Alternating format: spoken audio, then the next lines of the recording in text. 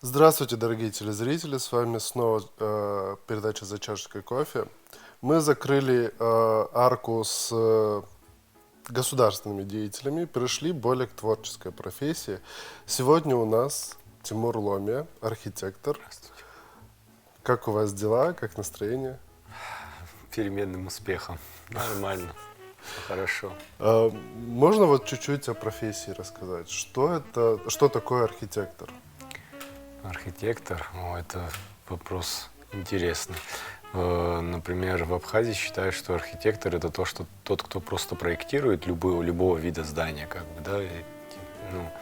Для меня архитектор — это человек, как, наверное, это одна из немногих профессий, которая связана и с творчеством, и с точными науками.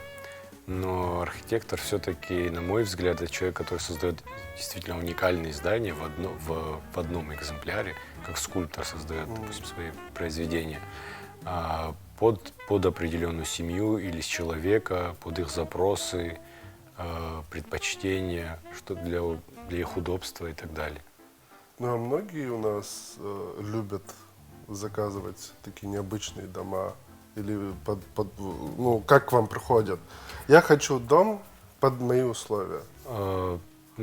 Да, с каждым годом все чаще. На самом деле, в 2010 году, когда я приехал после учебы, все, на самом деле, в этом плане было все плачевно. Люди просто элементарно не понимали, что это за профессия. Меня спрашивали, что это такое архитектор.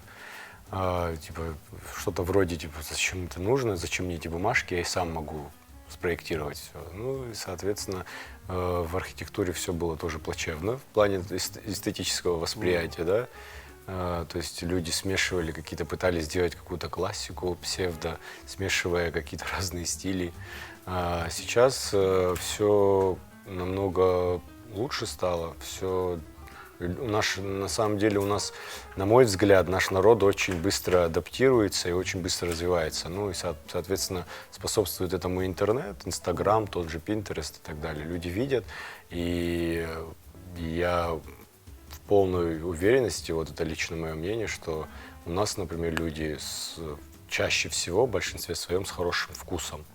Поэтому им легче все-таки, когда касается каких-то вещей эстетических, они быстро адаптируются, понимают, что хорошо, что плохо. Некоторые даже в данное время есть даже примеры, когда люди сами себе создают уже, вот как я рассказывал, уже более современное, да, и стараются как-то делают, в голове, наверное, складывают какие-то коллажи из двух картинок, там, я не знаю, каких-то разных стилей, которые им нравятся, и пытаются что-то делать сами. То есть уровень растет. А можете рассказать, где вы учились и трудно ли вам было? Да, учился я поступил в 2004 году, тогда еще в Ростовскую государственную академию архитектуры и искусства. В итоге когда я заканчивал в 2010 году, это был уже институт институт архитектуры при Южном федеральном университете. Учиться, сказать, что было сложно, ничего не сказать. Со мной поступали несколько ребят из Абхазии, которые, то есть, провалили первую же сессию. Первые 2-3 года это просто тяжко. Если ты учишься действительно, то есть если человек поступает действительно, который хочет и любит, и ему нравится эта профессия, он пройдет этот сложный этап. Мне кажется, это даже специально сделано для того, чтобы отсеивать таких людей. Потому что про первые 2 года можно о сне вообще забыть, в принципе. То есть ночные проекты и так далее. То есть, там слезные письма родителям: заберите меня, ничего не хочу и так далее. Да, нелегко. Вот какой предмет прям очень сложный был? У нас в институте говорили, если ты сдал сопромат, можно идти жениться. Сопротивление материалов, теоретическая механика — это самое сложное, на мой взгляд. Вот вы начали эту тему в начале работы в Абхазии. Что вот первая трудность, с которой вы столкнулись, и, возможно, до сих пор она есть? Первая трудность. Ну, наверное, то, о чем мы выше говорили, это вот сначала это было непонимание людей. То есть надо было, да и в принципе и сейчас мы этим занимаемся, мы пытаемся, так сказать, обучать людей тому, что хорошо, что плохо, как можно делать, как нельзя. Вот первое время вот насчет этого было очень сложно. Люди просто то есть не понимали какое-то свое понимание архитектуры. Это было все в смеси вот этих, как вам объяснить, псевдоклассика вот Россия 90-х годов, да, когда новые русские строили себе дома и пытались показать с помощью интерьера, сколько у них есть денег. Вот, ну, типа вот в нашей стране пытались сделать то же самое, только с намного меньшим количеством средств, затраченных на это. В принципе, вот вид города. У нас он достаточно смешанный. Да, Абсолютно эклектичный. разные здания, Да. да. Как вы думаете, что можно с этим сделать? То есть их можно оставить как памятники архитектуры, либо уже как-то их усовременивать? Ну, вообще у меня два образования архитектурных, скажем так. Я первое образование общественные жилые здания, второе реставрация памятников историко-культурного наследия. Поэтому, когда вы говорите «можно оставить», для меня это вообще неприемлемое слово, потому что в смысле, это даже не обсуждается. Это наша история, это наша идентичность, которую мы можем доказывать всему миру, и в том числе там, нашим соседям, то, что мы были здесь, когда, как и что. То есть, потому что, на мой взгляд, допустим, рукописи, они же могут быть поддельными.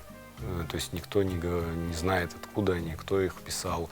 А памятники архитектуры, как бы, они монументально стоят, и можно определить с помощью экспертизы, какого времени.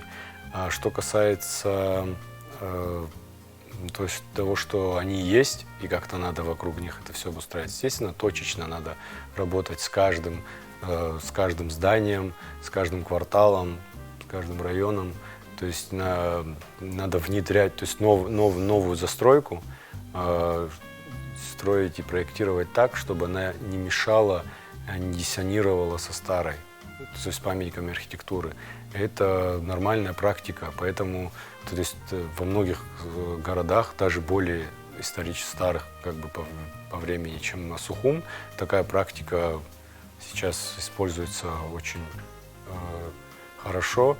И говорят, допустим, вот как пример, когда вот здание Гудоу Плаза, например, да, знаете, где находится, да, вокруг историческая застройка и так далее. Один вопрос, что там на этом месте был, насколько я знаю, памятник архитектуры, которого сейчас нет, это один вопрос. Но я помню негодование людей, когда построили, ввели в эксплуатацию это здание. Все говорили, как это можно, в исторической части города, оно вообще не вписывается. На самом деле, на мой взгляд, это не самый плохой пример, то есть застройки, именно когда вокруг историческая часть. Оно лаконичное, не привлекает к себе внимания, оно является фоном. То есть это просто кубик. Ну да, по сути, грубо оно говоря, это просто не кубик. так сильно выделяется. Другое дело, что, на мой взгляд, если бы меня спросили бы, я бы не делал бы, допустим, линии фасада, и оставил бы его просто стеклянным, чтобы он отражал вокруг себя все, что он имеет, и тем самым растворялся как бы вообще, в принципе, в воздухе, в застройке. Вот если брать такие постройки, я как-то был в одной деревушке, и там очень старые церкви были, 3 церкви вот так вот подряд стояли. И один бизнесмен, как мне потом уже рассказывали, он выкупил всю эту территорию и построил на их месте гостиницу. Но как он это сделал? Он между этими церквами построил стеклянные здания, которые были как рестораны, Да. где-то был просто проход, и дополнительно еще в таком же стиле он построил саму гостиницу. То есть он, по сути, ничего не уничтожал, он просто это как модернизировал. Модернизировал, да. У нас такое возможно сделать? Ну, честно говоря, реконструкция... Потому что вот я видел, у нас красивые здания, некоторые есть в центре, от них оставляют только фасад, а все остальное сносят. К сожалению, да. И чаще всего в этих, вот что они делают, это можно было этого не делать. То есть хорошая, именно точечная работа с внутренним убранством, допустим, да, с планировочным решением, и 80-90% в принципе можно было бы и оставить. Но люди не хотят, видимо, как бы возиться с этим. То есть это намного дороже, переделка, там, поломать, сломать, добавить, переделать. Легче снести и сделать. А то, о чем вы говорите, есть несколько понятий как бы в реставрации. Да? Это реконструкция, ревалоризация, то есть изменение функции зданий, то есть не меняя внешний облик и так далее. Можно со всеми зданиями работать, но это все точечно. То есть надо говорить об определенном здании и работать. Если, допустим, застройщик выкупил или бизнесмен какой-то, надо работать непосредственно с техническим заданием, что он хочет видеть, как он это хочет видеть, какие площадя, какая функция будет у этого здания. То есть хороший архитектор, профессионал, он сможет оставить максимально исторической части, на мой взгляд, при желании, если у него будет такая задача поставлена ему. Бывает такое, то, что могут построить здание наобум, где угодно. Пришло в голову, там, я хочу вот здесь вот. К сожалению, да. То есть люди даже не понимают, что такое красная линия. То есть, да, нельзя выходить за пределы красной линии, допустим, на тротуар и так далее. То есть, ну, с этим на самом деле у нас беда.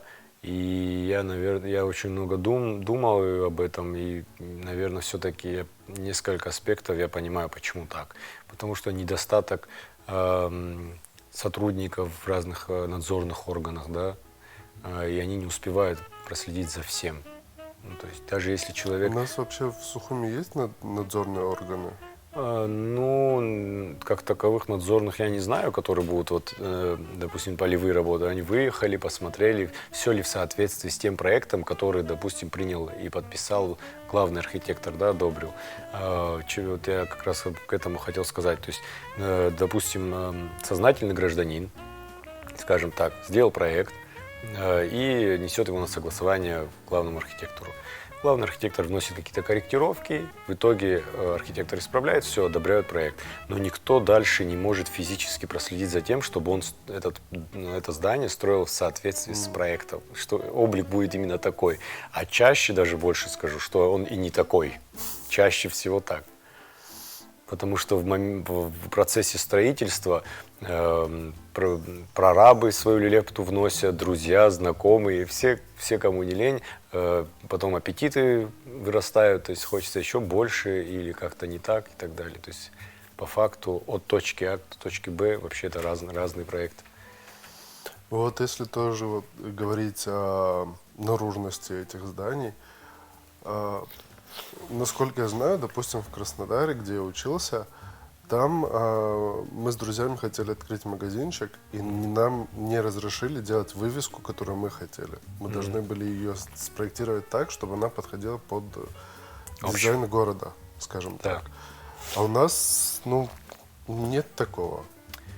И как вот к этому относиться? Потому что и баннеры рекламные, и вывески рекламные там под магазин, они не соответствуют городу.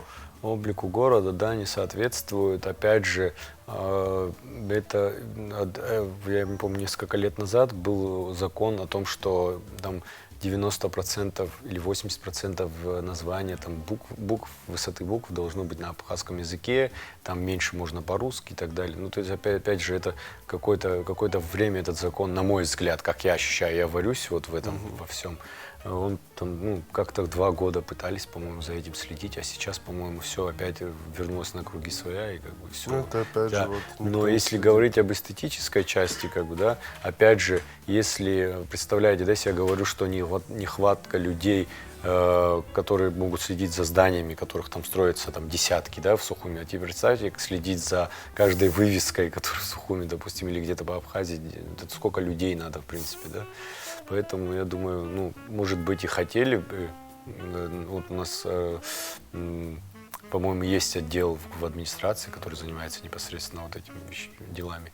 Я думаю, может, они и хотели бы, может, они что-то, ну, как бы, я уверен, что они что-то делают, да, где видят, пытаются откорректировать и так далее, но мне кажется, на мой взгляд, их не хватает просто физически на Ну, у всех. нас такие люди, то, что, ну, что ты говоришь, нет, я буду делать это Опять так. же, да, законодательно это все как-то не подкреплено, как-то это все размыто, и даже если бы они хотели бы, да, у них нет законодательной базы, чтобы вот такие детальные моменты обсуждать. То есть есть какие-то общие понятия, она должна быть вот такая, вот такого размера и так далее. А об эстетике уже никто там ничего не говорится. То есть, ну, это, не знаю, какие-то создавать, наверное, какие-то, как вот в Европе, такие союз, ну, то есть помимо главного архитектора, ну, у нас тоже есть когда строительство, по-моему, там как-то называется совет, который решает, как бы, какие можно здания, какие не надо, а совет выносит, то есть не коллегиально решается, не один человек главный архитектор города, потому что, ну, вы же понимаете, один человек, у каждого человека свое мнение, какой бы там он, кто бы он ни был, не архитектор, не архитектор или очень хороший архитектор, у всех разное мнение, в вкусах не поспоришь, как говорится. Поэтому создаются такие советы, на которые решаются коллегиально. У вас есть какие-нибудь проекты, которые вы бы хотели сделать в городе? Какие Ну, именно? здание построить в городе, допустим. И в каком месте? Какое место Ну, вам нравится? Нет прям такого, кстати, вот что прям вот где-то и конкретно по что-то. Но предложения поступают периодически и стараемся как бы заниматься. И иногда бывают прям очень интересные. Вот когда предложения... Обычно это бывает скорее у меня так, когда приходит заказчик, застройщик, там, мы выезжаем на объект, и он мне говорит функцию здания, вообще что, для чего, как и так далее. И я уже скорее зажигаюсь именно на самом объекте. То есть мне это либо это мне близко, либо я заинтересовываюсь, и что-то сразу приходит. Либо вообще, в принципе, я считаю, что это именно так должно быть. Так должно происходить, потому что все-таки творческая профессия. Не так, чтобы к тебе обратились, ты архитектор, и даже если тебе вот, ну, ты не зажегся, но ты все равно берешь из этого, да, чтобы лишь бы что-то сделать, как бы, да, там у каждого свои, там, может заработать деньги и так далее. Я считаю, что не так должно быть. Ну, это как и в любой творческой профессии, наверное. Да. Меня как-то хотели загрузить детской передачей, а я, если честно, детей вообще никак не люблю. Зато честно. Да, и 2-3 передачи попытался сделать, у меня не получилось, и, Да. естественно, я отказался. Если говорить о работе, сколько у вас людей в команде? И много ли вот проектов? Я вам скажу, если говорить именно об офисе, это 7 человек пока что, но они постоянно меняются, кто-то увольняется, девочки, естественно, замуж выходят. Но мы сейчас собираемся расширяться. А что касается, у нас еще есть строительный отдел, прорабы, начальник строительного То отдела. есть вы еще и строите? Да, мы объясню, почему это так. Мы пришли к этому, потому что долгие годы мы проектировали, и вот то, о чем мы выше говорили, все проекты воплощались либо не в том виде, либо вообще как бы не воплощались. Потому что, ну, когда сейчас у нас есть функция, там, допустим, вы можете заказать авторский надзор, и будет вести авторский надзор в соответствии, то есть это, что это такое, объясню. Понимаете, да? Ну, то есть это архитектор ведет свой проект, чтобы он был в соответствии с тем, что было вот изначально принято. Мы открыли строительный отдел лишь для того, чтобы наши проекты не оставались на бумаге. Мы поняли, что заказчики не могут их доводить в том виде до конца. Мы решили сами этим заняться. То есть мы можем от нуля спроектировать, ввести, построить под ключ. Ну, то есть вот весь спектр услуг, который связан с созданием, со строительством. Да, мы можем полностью все. Это прям очень круто, потому что мало кто, ну, вы, наверное, первые, которые именно так работают. Стараемся, чтобы людям было удобно, и как ни странно, вначале мы очень сомневались, что это как бы все получится. Сейчас тоже много проблем есть, мы их решаем, мы постоянно находимся в поиске чего-то нового, мы постоянно учимся, развиваемся. То есть, Мы не стараемся не стоять на месте, новые технологии и так далее. Были ли у вас настолько сложные проекты, что вот просто не получилось? Нет, такого не бывает. Это даже вызов для меня. Ну, мне нравится, когда не получается. Я к этому отношусь как к головоломке. Мне интересно, ну, вот когда что-то идет не просто, когда участок неровный. То есть чаще всего, чтобы вы понимали, я не люблю и не берусь за заказы, где ровный квадратный участок. Вот у нас принято, типа, чтобы все было ровно. Далее. То есть люблю криволинейные, с перепадами участки, какие-то сложные или маленькие, где участок, допустим, у меня есть проект, где в 3,8 сотки, чтобы вы понимали, и мы спроектировали и построили дом в 380 квадратов, со своим гаражом внутренним, оставили где-то примерно 100 квадратов двора, и у нас еще на 180 квадратов эксплуатируемая кровля. Это как плотно все получилось. Да, прям в городской черте плотно, да. Ну, как-то так. Вот это было интересно. И вот всегда такие проекты, они интереснее, и всегда они получаются, на мой субъективный взгляд, они всегда интереснее. За какой проект ни в коем случае не возьметесь? Ни в коем случае.